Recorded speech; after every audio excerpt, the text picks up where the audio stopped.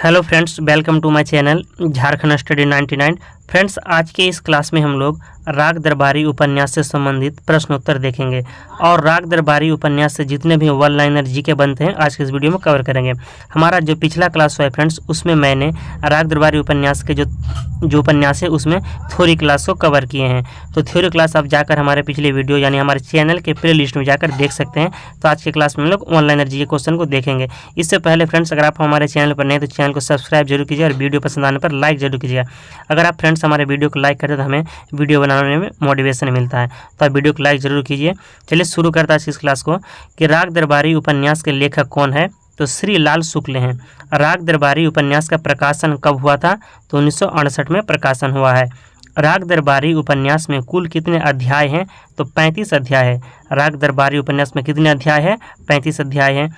उपन्यास राग दरबारी में किस गांव की दयनीय स्थिति को लेखक शिक्षित व्यक्ति की नज़र से देखना चाहते हैं? तो शिवपालगंज गांव। गांव का नाम क्या हो जाएगा? शिवपालगंज गांव। राग दरबारी उपन्यास में मुख्य पात्र कौन है? तो वैद्य जी हैं। राग दरबारी उपन्यास के छंगामल विद्यालय इंटर कॉलेज का प्रबंधक कौन है? तो वैद्य जी है, जो कि राग दरबारी उपन्यास के मुख्य पात्र हैं। उपन्यास में शनिचर का मूल नाम क्या है? तो मंगलदास है। शनिचर का मूल नाम मंगलदास। वैद्य जी के द्वारा किसे शिवपालगंज गांव का कठपुतली प्रधान बनाया जाता है? तो शनिचर को यानी मंगलदास को। उपन्यास राग दरबारी का प्रारंभ और अंत होता है रंगनाथ के गांव शिवपालगंज आने से प्रारंभ और रंगनाथ के शिवपालगंज गांव जाने से अंत होता है। तो जो यह उपन्यास है राग दरबारी, इसका प्रारंभ कब होता है? तो जब रंगनाथ गांव आता है प्रारंभ में, तब प्रारंभ होता है गांव आने से, और इसका जो अंत होता है शिवपालगंज गांव से जाने से। तो पात्र रंगनाथ शिवपालगंज गांव के किन के पास आता है? तो वैद्य जी के पास आता है, और वैद्य जी जो है रंगनाथ के मामा है। वैद्य जी कौन है? रंगनाथ के मामा है। श्री लाल शुक्ल ने कुल कितने उपन्यास लिखे हैं? तो 10 उपन्यास लिखे हैं। श्री लाल शुक्ल द्वारा रचित उपन्यासों की संख्या कितनी है? तो 10 है। राग दरबारी उपन्यास का प्रकाशन वर्ष क्या है? 1968 ईस्वी। राग दरबारी उपन्यास का प्रकाशन कब हुआ? 1968 में हुआ है। राग दरबारी उपन्यास के लिए श्री लाल शुक्ल को कौन सा पुरस्कार प्राप्त हुआ है? तो साहित्य अकादमी पुरस्कार प्राप्त हुआ है। और जो साहित्य अकादमी पुरस्कार है फ्रेंड्स, इसकी स्थापना कब हुई आपको कमेंट में बताना है कि साहित्य अकादमी पुरस्कार की स्थापना कब हुई है। यह आपके लिए सवाल रहा। कमेंट बॉक्स में मैं आपके सवाल का आंसर देखूंगा और आपको इसका जवाब भी दूंगा। तो आपको कमेंट में बताना है कि साहित्य अकादमी पुरस्कार का जवाब, साहित्य अकादमी पुरस्कार की स्थापना कब हुई, आपको कमेंट में बताना है और मैं आपके कमेंट का रिप्लाई जरूर करूंगा फ्रेंड्स। तो आप वीडियो को लाइक जरूर कीजिएगा और कमेंट भी कीजिएगा।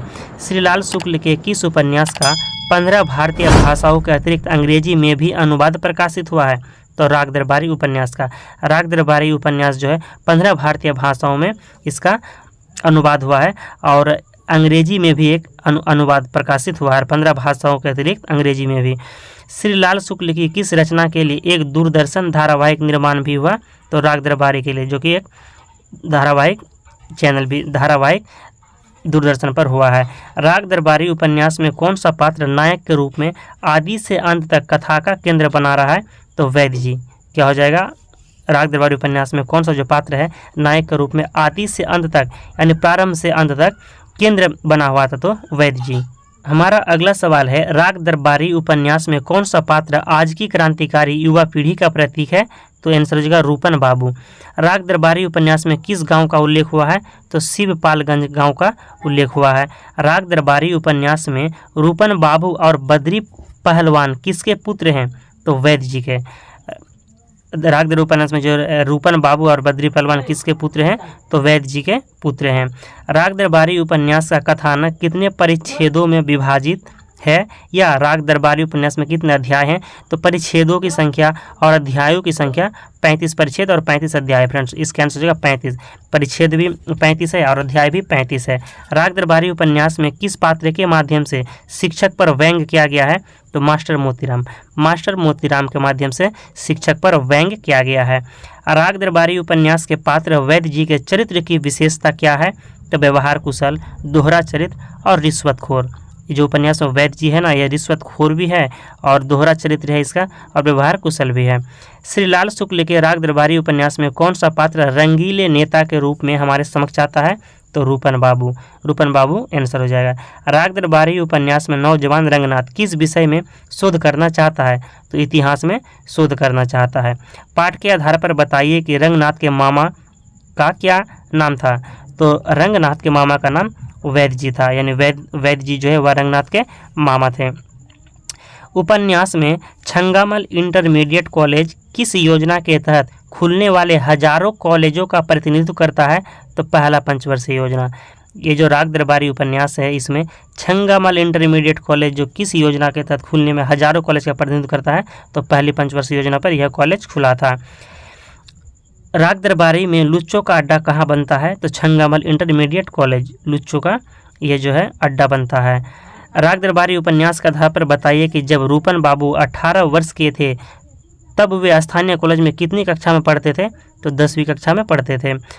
उपन्यास में किसके बीच खींचतान को दर्शाया गया है? तो आदर्शवाद और यथार्थवाद को दर्शाया गया है। उपन्यास के आधार पर बताइए कि शिवपालगंज में कितने थाने थे? तो एक थाने थे। शिवपालगंज में एक ही थाने थे। राग दरबारी उपन्यास के लेखक कौन है? श्रीलाल शुक्ल हैं। राग दरबारी का अंग्रेजी अनुवाद किस लेखक के द्वारा किया गया? तो गिलियन राइट के द्वारा किया। ये तो very very important question friends कि राग दरबारी जो उपन्यास है इसका अंग्रेजी में अनुवाद किसके द्वारा किया गया है? तो गिलियट राइट के द्वारा, जो अंग्रेजी लेखक हैं गिलियट राइट, इसके द्वारा किया गया है। शिवपालगंज किस पंचायत के अंतर्गत आता था? तो भीखम खेड़ा के अंतर्गत आता था। राग दरबारी उपन्यास में शिक्षा संस्थान के रूप में किस कॉलेज को प्रमुख केंद्र के रूप में प्रस्तुत किया गया है? तो छंगामल इंटर कॉलेज। उदंडता और अनुशासनहीनता के रोग से ग्रसित विद्रोही युवा के रूप में उपन्यासकार ने किसे प्रस्तुत किया? तो रूपन बाबू को। किससे किया है? रूपन बाबू को व्यक्त किया है। गांव के गुंडों का सरदार बद्री पहलवान के पिता का क्या नाम था? तो वैद्य जी। जो गांव के गुंडों का सरदार कौन है? बद्री पहलवान है। इसके पिता का नाम क्या था? तो वैद्य जी था। फ्रेंड्स, अगर अभी तक आपने हमारे वीडियो को लाइक नहीं किए हैं तो फ्रेंड्स लाइक ज़रूर कीजिएगा, क्योंकि अगर आप लाइक करते हैं तो हमें मोटिवेशन मिलता है वीडियो बनाने के लिए।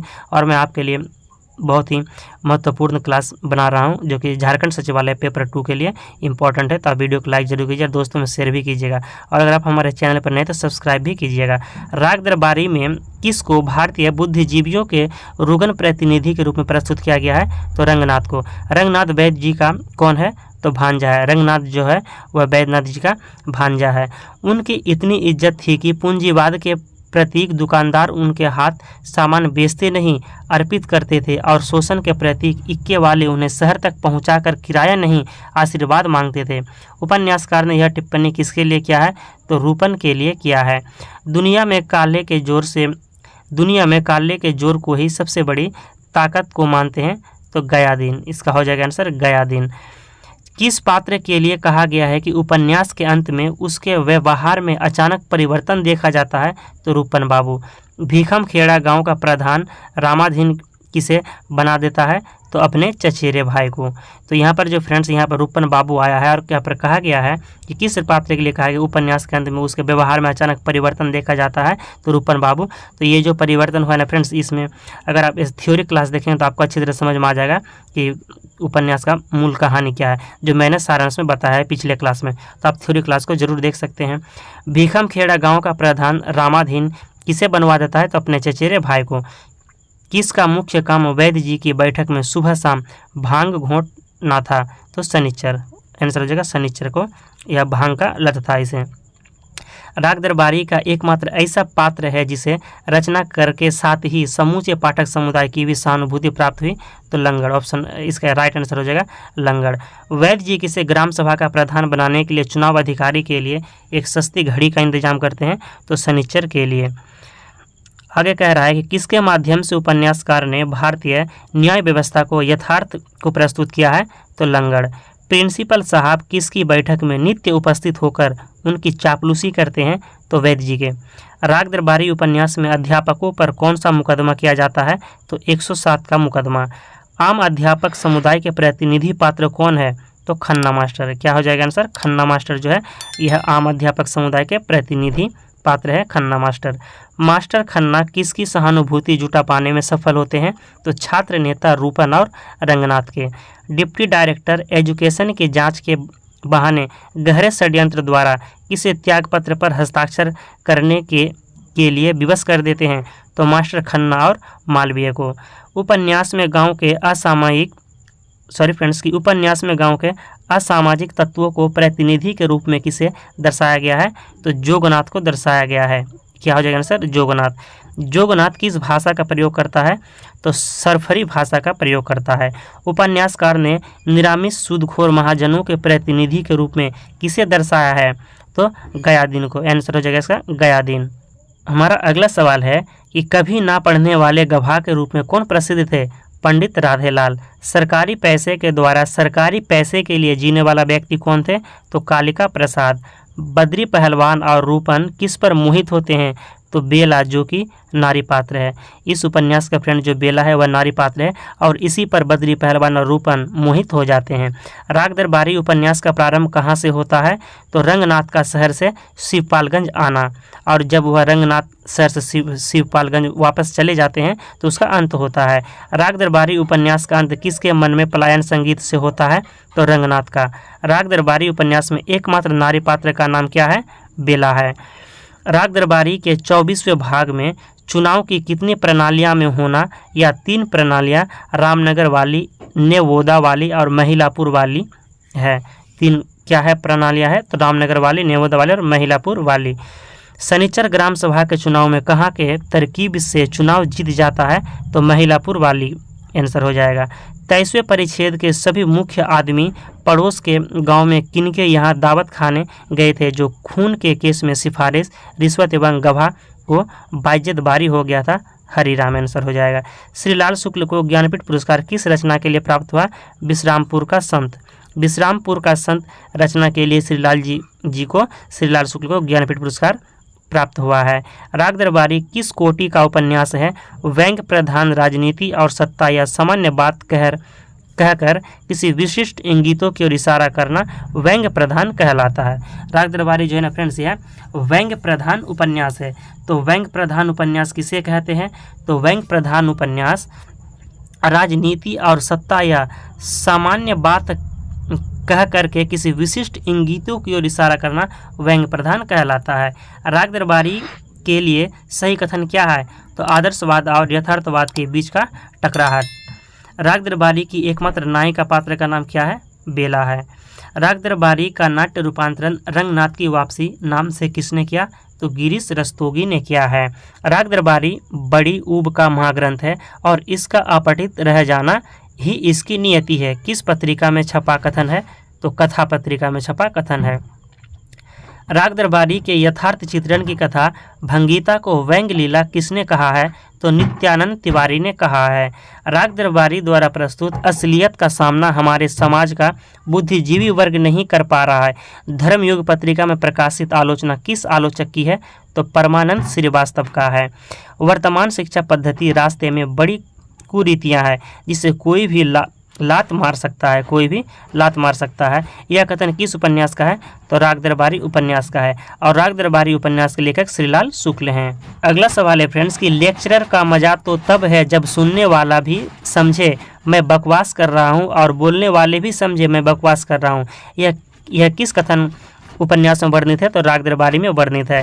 हृदय परिवर्तन के लिए रौब की जरूरत होती है और रौब के लिए अंग्रेजी की। यह कथन किस उपन्यास का है? तो राग दरबारी का है।